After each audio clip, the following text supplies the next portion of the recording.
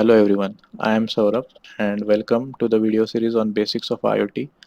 In this video series, we will be building a RFID based attendance system. While building this system, we'll learn all the basic concepts that are required for you to start your own IoT projects. So let's have an overview of our IoT system.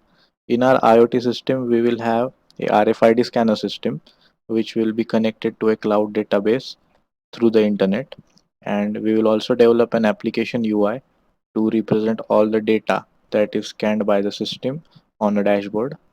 So for that, the application will also be connected to the cloud database. So this is the general representation of our system, but the actual infrastructure is a bit more complicated. So here in the infrastructure, you can see that there is a sensor. In our case, it's an RFID sensor, which will be interfaced with the microcontroller, and then the microcontroller will be either interfaced with a Wi-Fi module or an Ethernet module depending on our requirements. So say if we want a wireless connection between the router and our system, we will use a Wi-Fi module, and if we want a wired connection between the router and the system, we can use an Ethernet module. So once our system is connected to the router, it can send data to the database through the internet and the router, and all the data that is pushed on the server or the database will be represented on our application UI. So the most commonly asked question while starting a new IoT project is that where should we start? So what I prefer doing is that I first decide what the operational process of the system will be.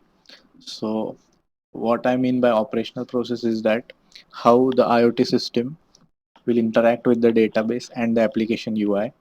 So first you have to imagine how your IoT system will look like. So here I have two LEDs to show the internet status indication and two LEDs to show the scanning status indication. So first the system will connect to the internet, and once it's connected successfully, it will show a green indication. So now if a registered person scans his RFID card, he will be shown a green status and his entry will be added on the dashboard. So if a person scans and if he is already registered, a green indication will be shown and his entry will be on the dashboard. Now say if a new user or a user who is not registered on the system scans his card, then he'll be shown a red indication and his entry will come under an unknown table. So say if we want to register this user, we'll simply click on the ID. Now we'll be redirected to a registration page. Here the tag ID will be already entered. Now the user will have to just enter his name and then click register. So once the registration process is complete, his profile will be created on our database, and the next time he scans his card, he will see his name being entered on the database.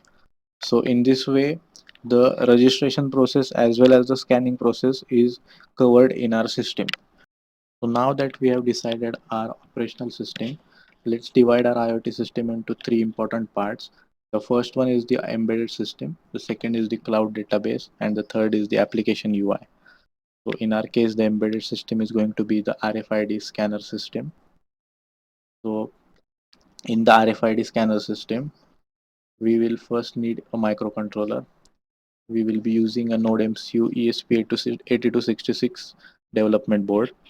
So this development board is ESP8266 firmware compatible, and it has a Wi-Fi SoC on it.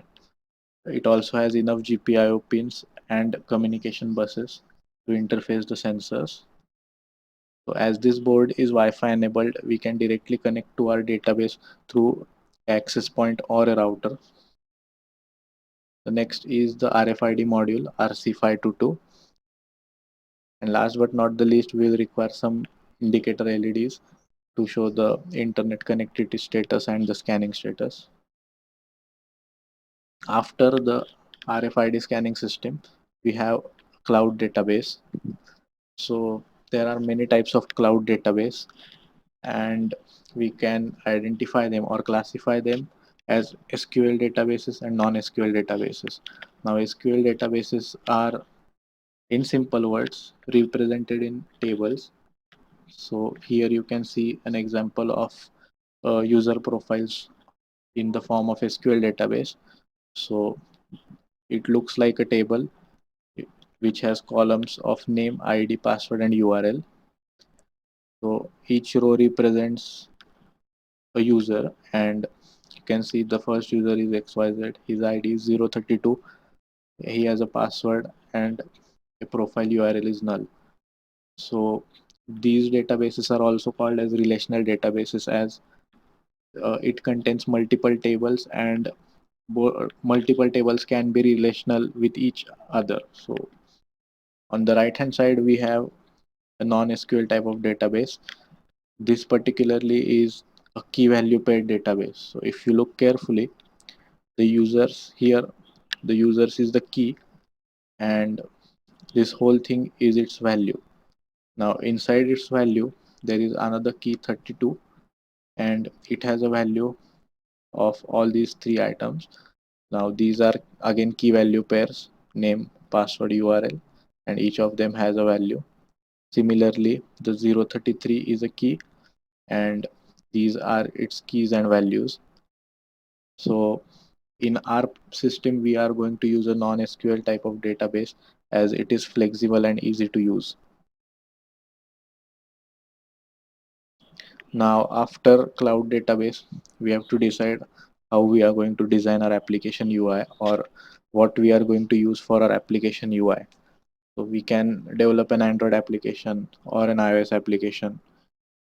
We can also develop a web application or a Windows application. But for our purpose, we are going to develop a web page or a web application using plain HTML, CSS, and JavaScript.